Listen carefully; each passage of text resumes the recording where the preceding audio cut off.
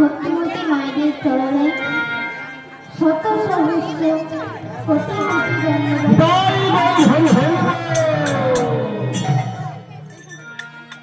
আপনাদের পরিবার বর্গের মঙ্গল কামনা করে শুরু করছি আজের এই গৌর গোবিন্দের লীলা। আমার গুরুদেব বলেন, যদি এই সারা পৃথিবীটা কাগজের মন্ড হতো,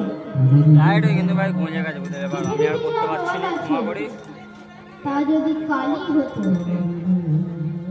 পৃথিবীতে যত বৃক্ষ আছে তা যদি কলম হতো, তাহলে দেবী সরস্বতীও গৌর গোবিন্দের লীলা লিখে শেষ করতে পারতেন।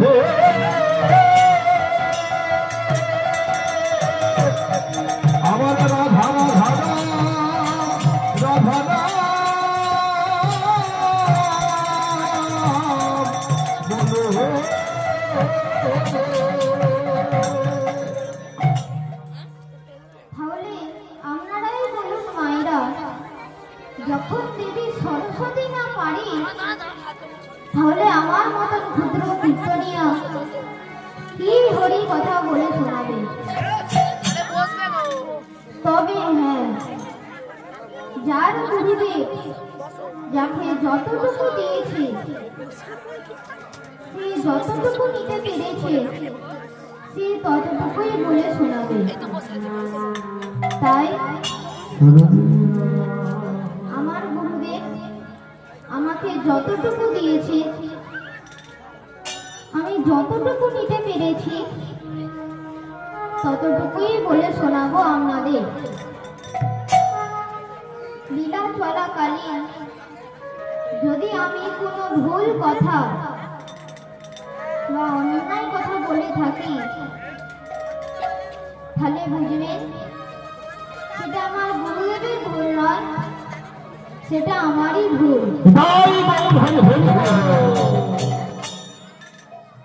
আর এই ভুলটুকু নিজের ছোট ভাই বা নিজের ছোট সন্তান মনে করে ক্ষমা করে দেবে। লীলার নাম বলবার আগে আমি আমার পিতামাতার চরণে প্রণাম নিবেদন করি। আমার গুরুদেব শ্রীমতী সুপ্রিয়া হালদারের চরণে প্রণাম নিবেদন করি। বর্তমানে আমার গুরুদেব হাওড়া জেলা নিবাসী আকাশ চট্টোপাধ্যায়ের চরণে প্রণাম নিবেদন করে শুরু করছি এই গৌর গোবিন্দের লীলা।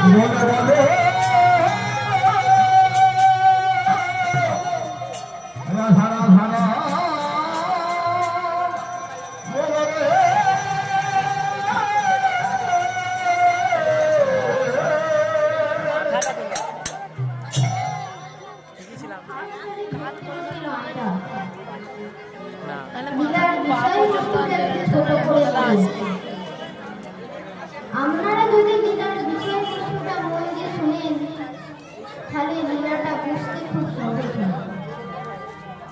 কলিযুগে যদি কেউ গৌর হরির কৃপা পেতে চায়,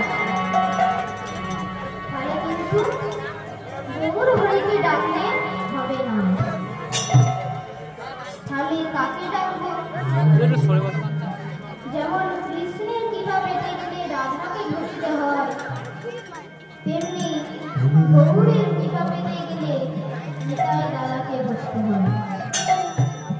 কারণ নিতাই যাকে কৃপা করে, গৌর কি তাকে ফেলতে পারে? তাই দেখবেন মায়েরা, যখনই এক ভক্ত আর এক ভক্তের সাথে দেখা হবে, দুজনেই হাত তুলে বলবে জয় নিতাই। কারণ নিতাই বুঝলে তবে গৌর পাওয়া যায়। তাহলে আপনারাই বলুন মায়েরা, যার কৃপা না হলে গৌর কৃপা পাওয়া যায় না, সেই নিতাই দাদা কোথায় সেটাই আমরা জানি না। আপনারা 100 জনকে প্রশ্ন করুন গৌর কোথায় জন্মেছে। 100 জনই সঠিক উত্তর দিতে পারবে নবদ্বীপে। কিন্তু আপনারা 100 জনকে প্রশ্ন করুন নিতাই কোথায় জন্মেছে। 100 জনের মধ্যে 10 জন বলতে পারবে। সেই নিতাই দাদা কোথায় জন্মেছে সেটাই আজকে আমি আপনাদের বলে শোনাবো। শুনুন মায়েরা, কলিযুগে নিতাই দাদা দুটি মায়ের গর্ভে জন্মেছিল। একটি বৃহস্পতি আর একটি ক্ষুদ্র শক্তি। এই ক্ষুদ্র শক্তি আর বৃহস্পতি দুই শক্তি ভাবে। দুই শক্তি একভাবে, যার নাম জগৎ গুরু নিতাই দাদা।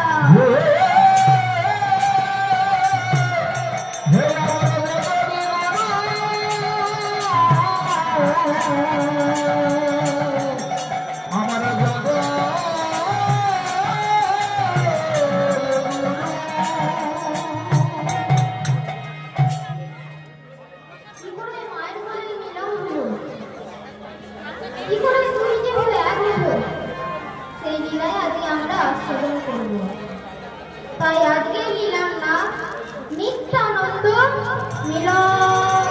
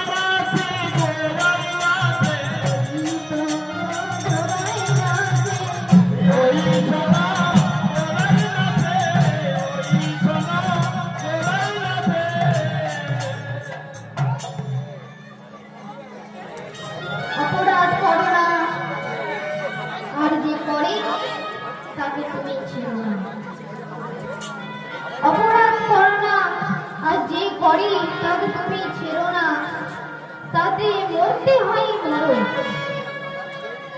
এই কথাটি কে বলেছিলেন? এই কথাটি বলেছিলেন হস্তিনাপুরের রাজা যুধিষ্ঠির। কেন বলেছিলেন, কবে বলেছিলেন এবং কাকে বলেছিলেন? এই কথাটি বলেছিলেন তার নাতিকে, যার নাম পরীক্ষিত। কবে বলেছিলেন? যেদিন জড়াবাদের তীর নিক্ষেপে ভগবান শ্রীকৃষ্ণের লীলা অবসান হল। এবার যুধিষ্ঠির মনে মনে চিন্তা করছে, যার জন্য সব সেই যদি চলে গেল, তাহলে আমারও থেকে আর লাভ নেই, আমিও মহাবস্থানের পথে চলে যাব। কিন্তু আমি তো চলে যাব হস্তিনাপুরের রাজা হয়েছে। রাজা ছাড়া তো রাজত্ব চলে না, চলে কিন্তু ভালোভাবে চলে না। তাই ডাকলেন তার নাতিকে, যার নাম পরীক্ষিত। পরীক্ষিত, বলুন পিতামহ। শোনো পরীক্ষিত, আমি মহাপ্রস্থানের পথে যাচ্ছি। তাই যাবার আগে এই হস্তিনাপুরের দায়িত্ব আমি তোমার উপর অর্পণ করব। কিন্তু শোনো পরীক্ষিত, আমার আদেশ, অপরাধ করো না, আর যে করে তাকে তুমি ছেড়ো না। এই কথাটি বলে যুধিষ্ঠির আর পিতামহ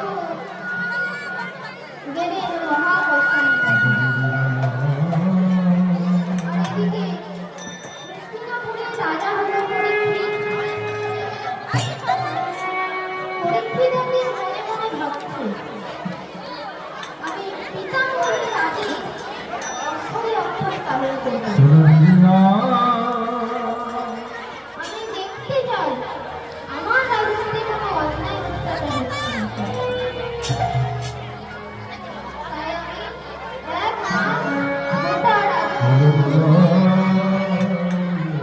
এক মাস গোটা রাজত্ব করব, আর দেখব কোথাও অন্যায় অত্যাচার হচ্ছে নাকি। তাই মহারাজ পরীক্ষিত এক মাস গোটা রাজত্ব করব।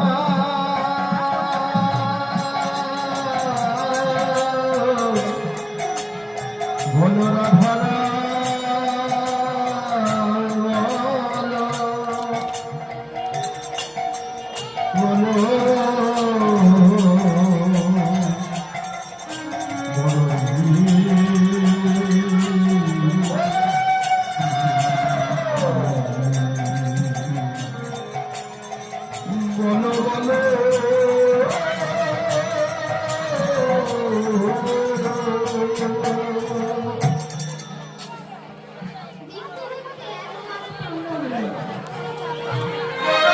কোথাও কোনো অন্যায় নেই, কোথাও কোনো অত্যাচার নেই।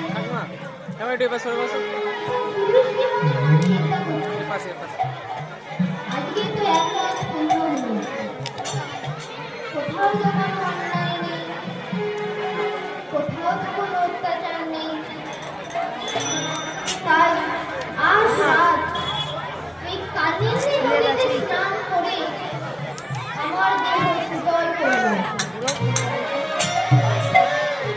এবার অঙ্গের ছদ্মবেশ খুলে রাখলো কালিন্দী নদীর তীরে বৃক্ষের তলায়। গলার হারটা খুলে রাখলো কালিন্দী নদীর তীরে বৃক্ষের তলায়।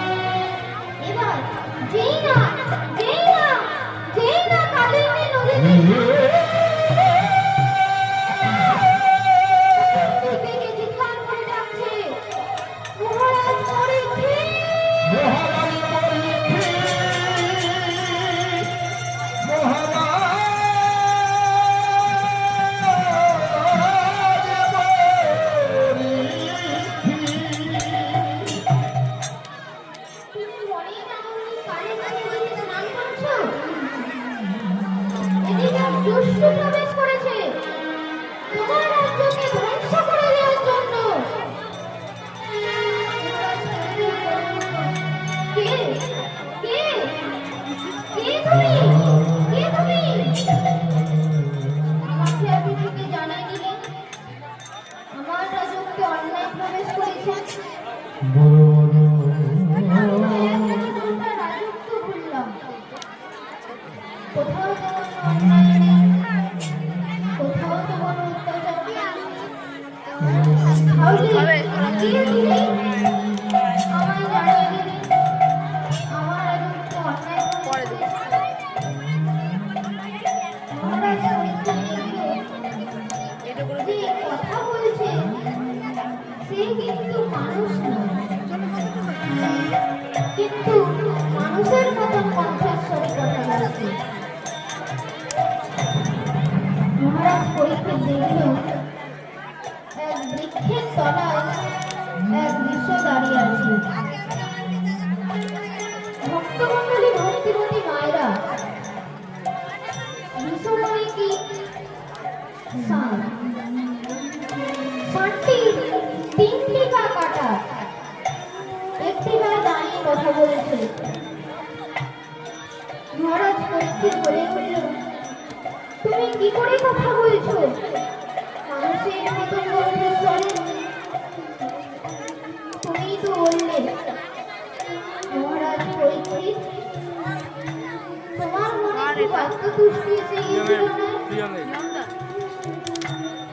তুমি ভাবছিলে তোমার রাজত্বে কোনো অন্যায় নেই, তোমার রাজত্বে কোনো অত্যাচার নেই। যদি তোমার রাজত্বে কোনো অন্যায় না থাকবে, যদি তোমার রাজত্বে কোনো অত্যাচার না থাকবে, তাহলে আমার তিনটি পা গেল কোথায়? বলুন মহারাজ পরীক্ষিত।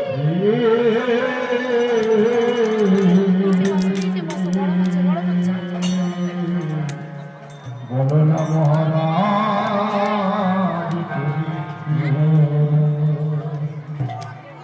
মহারাজ পরীক্ষিত ভাবল কথাটা তো ঠিক, আমায় জানতে হবে কে সেই পাষণ্ড যে বিষয়টি তিনটি পা কেটে নিয়েছে। মহারাজ পরীক্ষিত বলে উঠল, কে তোমাদের কেটে নিয়েছে? যেই পাষণ্ডের কাজটি করেছে তার আমি শিরচ্ছেদ করব।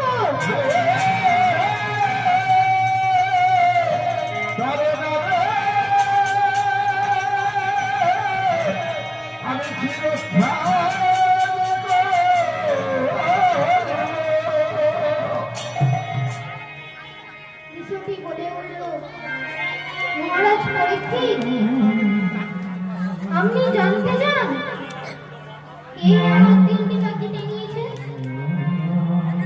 চলে যান ওই বৃক্ষের আড়ালে। কেন জানেন? যে আমার তিনটি পা কেটেছে সে আজ রাত আসবে। এই যে আমি একটি পায়ে দাঁড়িয়ে আছি না, এটাও তার সহ্য হচ্ছে না। আজকে রাত্রে এসে এটাও সে কেটে নিয়ে চলে যাবে, তারপর আমার মৃত্যু নিশ্চিত। মহারাজ পরীক্ষিত বলে উঠল, আমি বেঁচে থাকতে তোমার কোনো ক্ষতি হবে না। হঠাৎই মহারাজ পরীক্ষিত বৃক্ষের আড়ালে চলে গেল। কয়েক ঘন্টা বসে থাকার পর এক দৃশ্য দেখে চমকে গেল মহারাজ পরীক্ষিত। বৃক্ষের আড়ালে গিয়ে কি দেখলো? ঘোড়ায় করে এক রাজপুত্র আসছে, কোমরে ঝুলছে তার তরোয়াল, হাতে রয়েছে চাবুক, মাথায় রয়েছে স্বর্ণ মুকুট, আর গলায় ঝুলছে স্বর্ণহার। আরেকটি দৃশ্য দেখে চমকে গেল মহারাজ পরীক্ষিত। বৃক্ষের আড়ালে কি দেখলো ঘোড়ায় করে রাজপুত্রটি আসছে।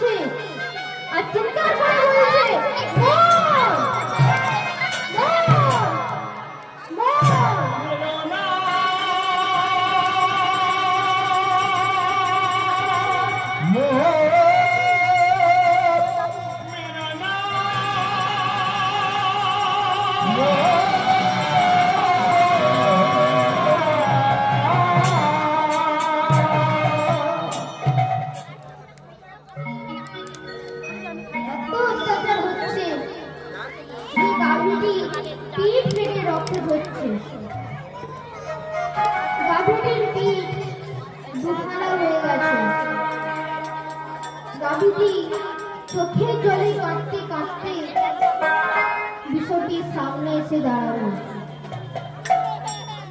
রাজপুত্রটি ঘোড়া থেকে নেমে চাবুকটি ঘোড়ার পিঠে রেখে হাতে তরল দা করে বলছে, তো তিনটি পা আমি কেটে নিয়েছি, একটি পাতে এখনো বেঁচে আছিস, আজ করে একটি পাও কেটে নেব। এবার যেই না পা কাটতে যাবে, মহারাজ পরীক্ষিতের মনে পড়ে গেল, অপরাধ করো না, আর যে করে তাকে তুমি ছেড়ো না। মহারাজ পরীক্ষিত ভাবল, যদি বিষ্ণুর পা কেটে নেওয়া হয় তাহলে তো বিষ্ণুটি মারা যাবে। হঠাৎই মহারাজ পরীক্ষিত বৃক্ষের আড়াল থেকে নেমে এসে রাজপুত্রটি চুলের মুঠি ধরল আর চিৎকার করে বলে উঠল, কে তুমি?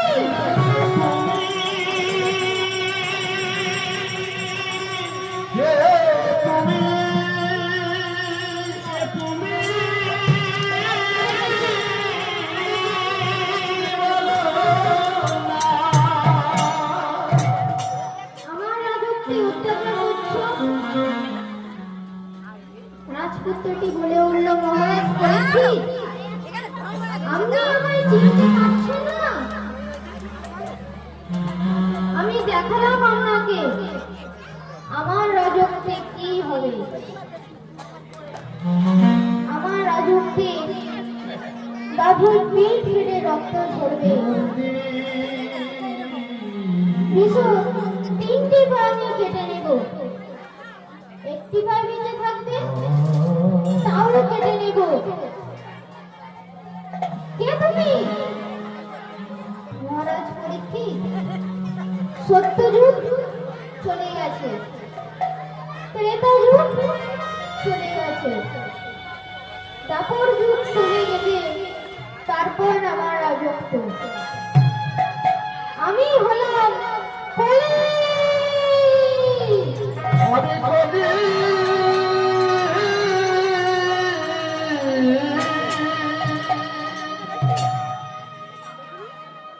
মহারাজ পরীক্ষিত বলে উঠল, তুমি কলি হও আর যেই হও, তুমি আমার রাজত্বে অত্যাচার করছো কেন? তুমি গাভীটিকে অত্যাচার করছো কেন? মহারাজ পরীক্ষিত, এরা কিন্তু সাধারণ গাভী নয়, সাধারণ বিশ্ব নয়, এদেরও আলাদা আলাদা নিজস্ব পরিচয় আছে। কলি বলে উঠল, এই তোমাদের পরিচয় বলে দাও। কলির ভয় বিষয়টি বলে উঠল, মহারাজ পরীক্ষিত, বাচ্চা জল খাচ্ছিল আর পড়ে গেছে। কলি যুগের মানুষ এত অত্যাচার করবে, এত অত্যাচার করবে যে আমার 4 পা থাকবে, 3 পা কেটে নেবে, একটি পা বেঁচে থাকবে তাও কেটে নেবে। আমি হলাম ধর্ম। ভক্তিমতী মায়েরা, আজকে সমাজের দিকে তাকিয়ে দেখুন, আজ কালী পুজো হচ্ছে, দুর্গা পুজো হচ্ছে, শিব পুজো হচ্ছে, কিন্তু ধর্মের ঘরে তালি ফেলে জল পড়ছে। কারণ কলিযুগে ধর্ম অবলুপ্তির পথে চলে গেছে। মহারাজ পরীক্ষিত কাঁদতে কাঁদতে গাভীটির দিকে এগিয়ে গেল, বলে উঠল, তোমার নাম কি মা? কলির অত্যাচারে তোমার পিঠ ফেটে রক্ত ঝরছে, তোমার চোখের জলে কাঁদছো, তোমার নাম কি মা? মহারাজ পরীক্ষিত, আপনি জানতে চান আমি কে? শুনুন, কলিযুগের মানুষ এত অত্যাচার করবে যে আমার পিঠ ফেটে রক্ত ঝরবে। এই যে আমার দু চোখ দিয়ে জল ঝরছে, এই জল ফুলে ভেবে কত মানুষ মারা যাবে, যার নাম হবে জলকম্পন। আমার পরিচয় হলো, আমি হলাম ধরিত্রীর মা বসুন্ধরা। ভক্তমণ্ডলী, ভক্তিমতী মায়েরা, তাহলে বিষয়টি হলো ধর্ম, গাভীটি হলো ধরিত্রীর মা, আর রাজপুত্রটি হলো কলি। সব ঘটনা বুঝতে পেরে মহারাজ পরীক্ষিত বলে উঠল, কলি, আমার রাজত্বে তোকে ঢুকতে দেব না, ঘাড় ধাক্কা দিয়ে তাড়িয়ে দেব।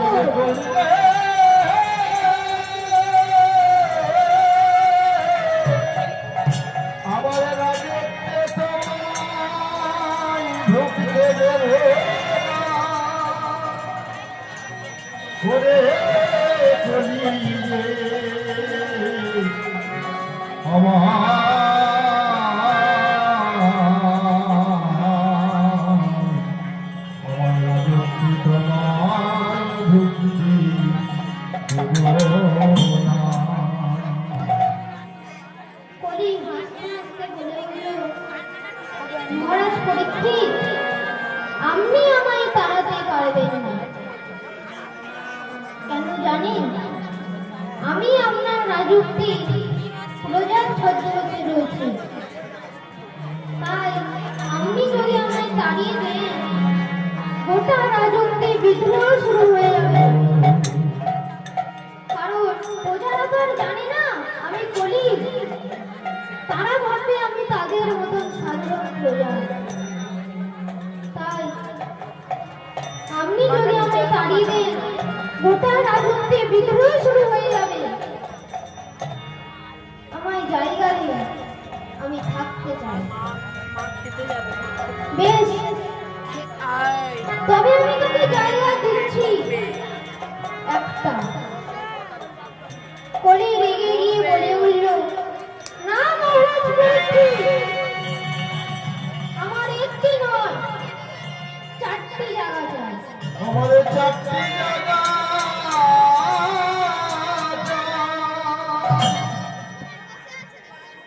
মহারাজ পরীক্ষিত কলিকে 4টি জায়গা দিল।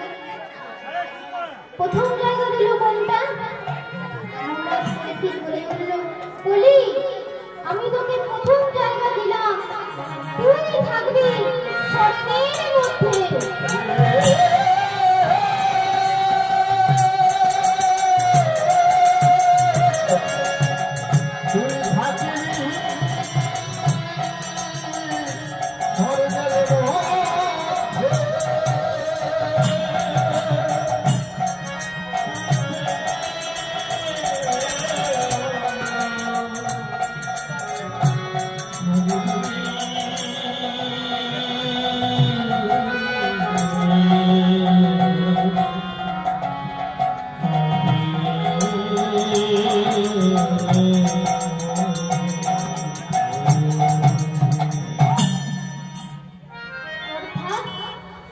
সোনার মধ্যে।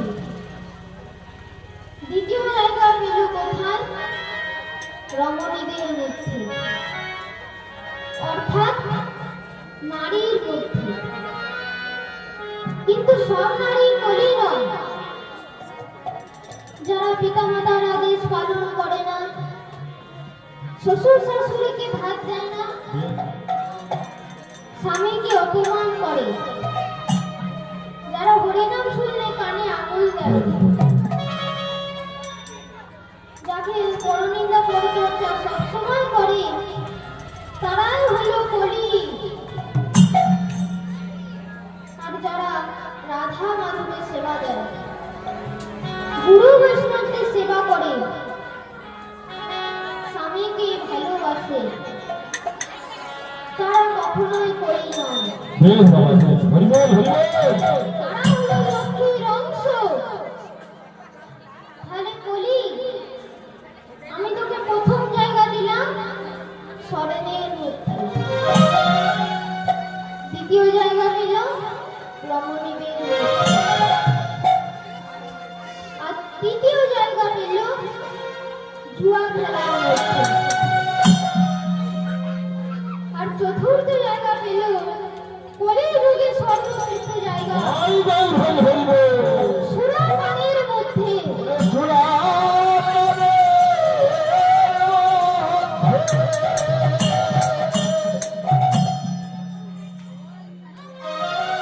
কলি চারটি জায়গা পেল, কলি চারটি জায়গা পেল, কলি চলে গেল। এদিকে মহারাজ পরীক্ষিত কালিন্দী নদীর তীরে চোখের জলে কাঁদছে আর বলছে, তবে কি কলিযুগের মানুষ হরি বলবে না? তবে কি কলিযুগের মানুষ হরি বই হয়ে যাবে? হঠাৎ পিছন দিক থেকে দৈববাণী করে ডেকে উঠল, মহারাজ পরীক্ষিত!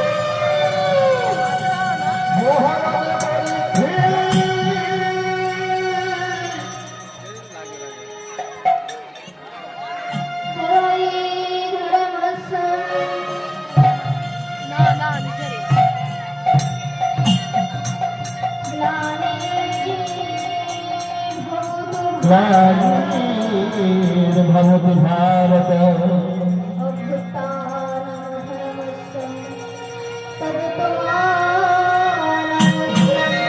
সাধুনা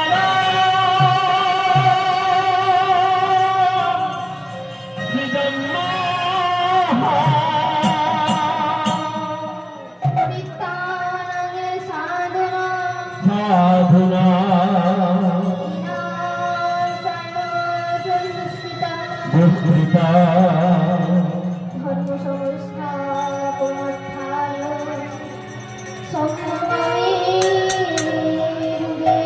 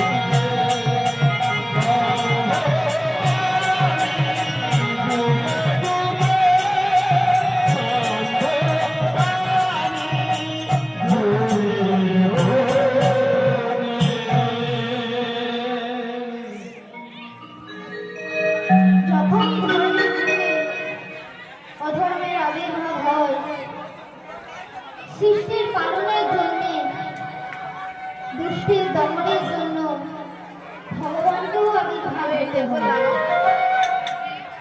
কেঁদো না পরীক্ষিত। পরীক্ষিত বলে উঠল, কে তুমি? দৈববাণী করে বলে উঠল, আমি হলাম নারায়ণ। শোনো পরীক্ষিত, আমি সত্য যুগে এসেছিলাম, দুই অসুরকে বধ করেছিলাম, হিরণ্য আর হিরণ্যকশিপু। দুই অবতার হয়ে, বরাহ অবতার ও নৃসিংহ অবতার। ত্রেতাতেও এই দুই অসুর এসেছিল, যাদের নাম হয়েছিল রাবণ আর কুম্ভকর্ণ। সেদিন আমি দুই অবতার হয়ে এসেছিলাম, রাম ও লক্ষ্মণ। তারপরেও এই দুই অসুর এসেছিল, যাদের নাম হয়েছিল কংস ও শিশুপাল। সেই দিনও আমি দুই অবতার হয়ে এসেছিলাম, যাদের নাম হয়েছিল কানাই আর বলাই। আর তুমি চিন্তা করো না পরীক্ষিত, কলিতেও এই দুই অসুর আসবে।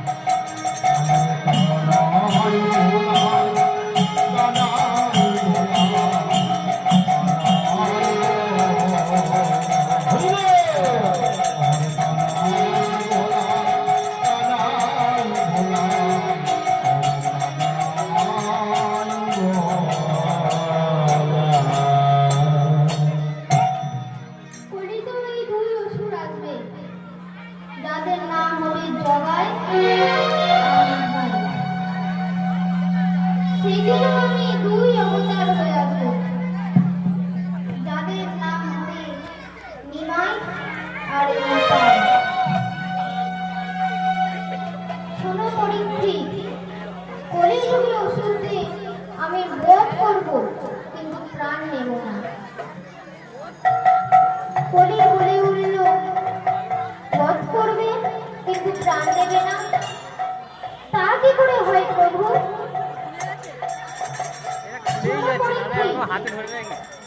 কলিযুগে অসুরদের আমি বধ করব, কিন্তু তাদের ভেতরে প্রথম হত্যাকে আমি বধ করব না। সেদিন আমি দুই অবতার হয়ে আসবো, নদীর কানায় হবে নদের নিমাই, আর নদীর গলায় হবে দাদা নিতাই। পরীক্ষিত বলে উঠল, প্রভু ব্রজের কানাই হবে নদের নিমাই, কিন্তু ব্রজের গলায় কোথায় হবে? তুমি আমায় একটু বলো প্রভু, আমার জানতে খুব ইচ্ছে যাচ্ছে। শোনো পরীক্ষিত, কলিযুগে নিতাই দাদা দুটি মায়ের গর্ভে জন্মাবে, একটি বৃহস্পতি আর একটি ক্ষুদ্র শক্তি। ক্ষুদ্র শক্তি রূপে কোথায় জন্মাবে? নবদ্বীপে সতীমার বড় ছেলে। আর বৃহস্পতি রূপে কোথায় জন্মাবে? তাহলে শোনো, পণ্ডিত মনে হরিত, ধরণী বন্দনা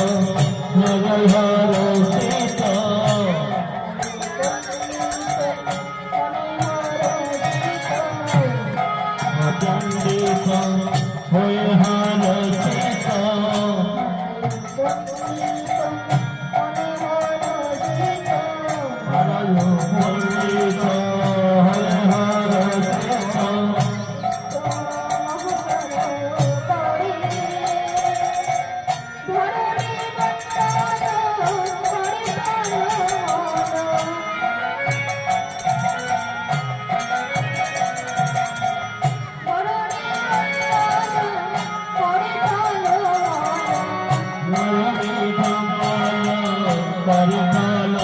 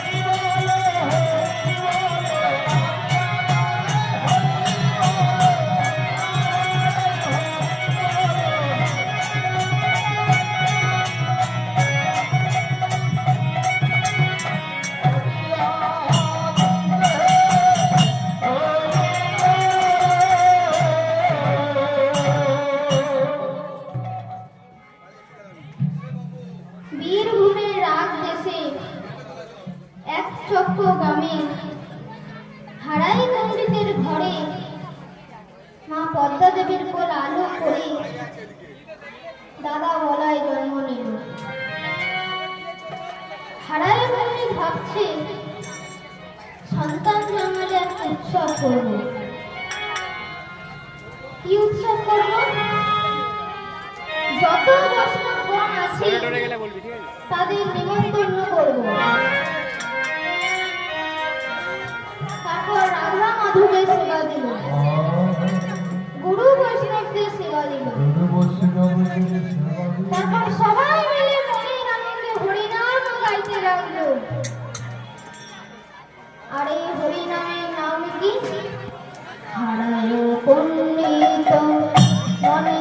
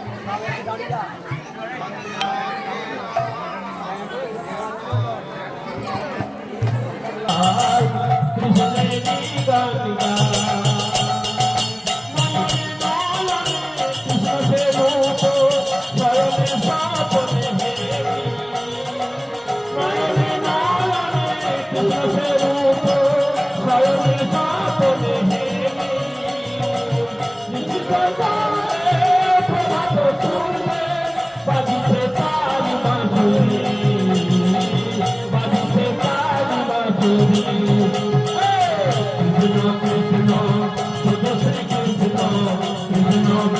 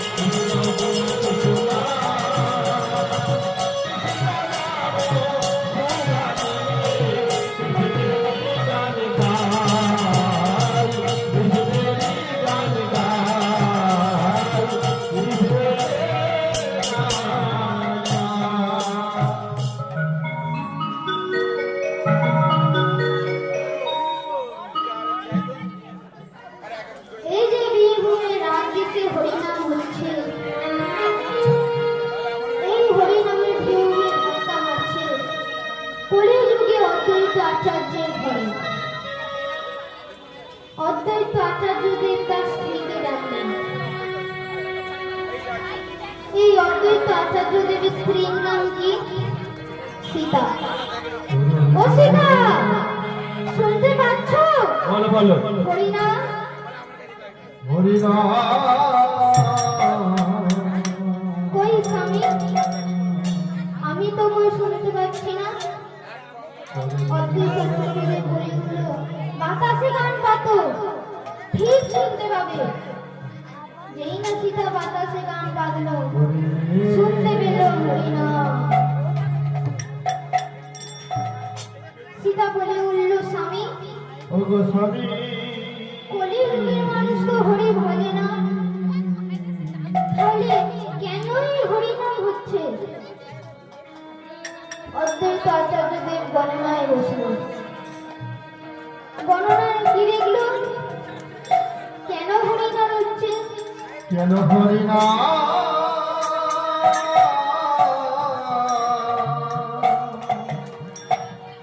বীরভূমে রাত দেশে এক চক্র নামে দাদা বলাই এসেছে।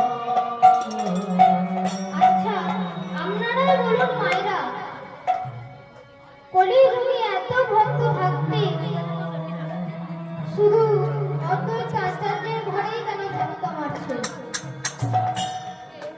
কারণ দাদা বলাই বলতে চাইছে, অদ্বৈত, আমি এসে গেছি, তুমি আমার ভাই কানাইকে মর্তের মাটিতে নিয়ে এসো। আমার ভাই শুরু হয়ে গেল অদ্বৈত আচার্যদেবের ভজন। চোখের জলে কাঁদতে লাগলো, প্রভু, ওরে প্রভু, দাদা বলাই এসে গেছে, তুমি কোথায় প্রভু? আমার আর সহ্য হচ্ছে না। ওহো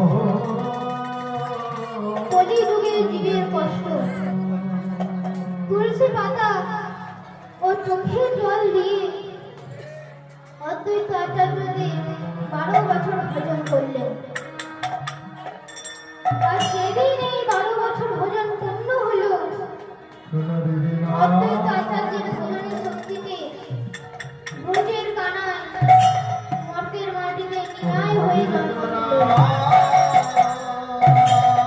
তা দেখে অদ্বৈত আচার্যের মনে খুব আনন্দ হলো। আর এইদিকে দাদা বলাই জন্ম নিয়েছে আগে। কার ঘরে জন্ম নিয়েছে দাদা বলাই? ধারাই পণ্ডিতের ঘরে। ধারাই পণ্ডিত ভাবছে, সন্তান যখন জন্মেছে একটা নাম রাখতে হবে। কি নাম রাখা যায়? পুষ্টি বিচার করবে। পুষ্টি বিচারে যে নাম হবে সেই নাম রাখবে সন্তানের। আর দেখাই আছে। ধারাই পণ্ডিত পুষ্টি বিচারের জন্য কাকে ডাকলেন?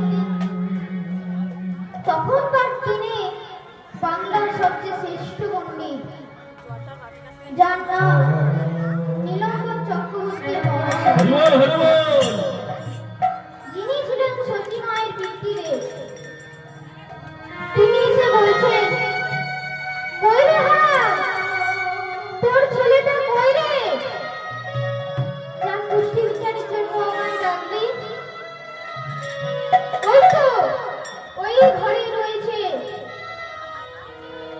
নীলম্বর চক্রবর্তী বাইরে থেকে ঘরটা দেখে চমকে গেছে এবং থমকে গেছে। হরিবল হরিবল বাইরে থেকে কি দেখলো? হারাই পণ্ডিত বললেন, কি ব্যাপার গোসাই, ওরে কে মশাই গেল? ঘরে কে রয়েছে? ঘরে কে রয়েছে? কেন? আমার ছেলে রয়েছে। ঘরে যদি ছেলেই থাকে তাহলে তো উজ্জ্বল জ্যোতি কেন আসছে? দেখি তো একবার ঢুকে। ওরে ঘরে ছেলে সেই জানলে আমার চক্রবর্তী ঘরে ঢুকেছে, চমকে গেছে।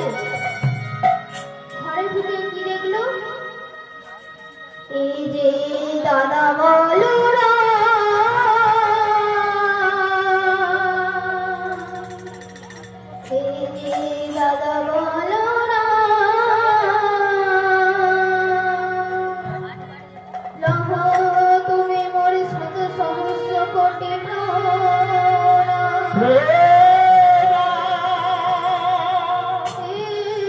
যে দাদা বলরা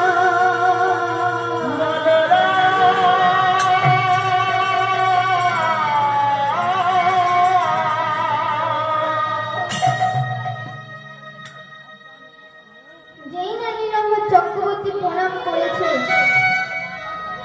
হারাই পণ্ডিত মাথায় হাত দিয়ে বসে পড়েছে। নীলাম্বর চক্রবর্তী বলে উঠল, কি ব্যাপার হারাই? আজকে তোর ছেলের নামকরণ হচ্ছে, আর তোর মাথায় হাত কেন? আমার মাথায় হাত আপনাকে দেখে। কেন রে? আমি আবার কি ভুল করলাম? আমি এত বড় পণ্ডিত হয়ে, এত বড় বৈষ্ণব হয়ে আমার বাচ্চা ছেলেটাকে প্রণাম করলেন। আপনার প্রণামে আমার ছেলের আয়ু ক্ষয় হবে। তখন নীলাম্বর চক্রবর্তী কথাটা ঘুরিয়ে দিয়ে বলছে, হারাজ, তুই দেখছিস ঠিক, কিন্তু ব্যাখ্যাটা ভুল করছিস। আমি প্রণাম করেছি ঠিকই, কিন্তু তোর ছেলেকে করিনি। তাহলে কাকে করলেন? আরে বাবা, কুষ্টি বিচার করবো আর গুরুকে প্রণাম করবো না, তা আবার কখনো হয়? ওর মনে মনে ভাবছি, প্রভু তুমি তো শুধু আমার গুরু না, নিতাই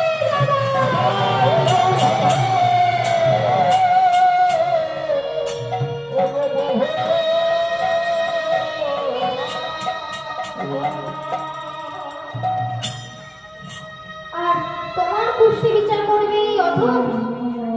পারবো না, আমি চলে যাচ্ছি। যেই না নীলাম্বর চক্রবর্তী চলে যাচ্ছে, মায়ের কোল থেকে দাদা বলে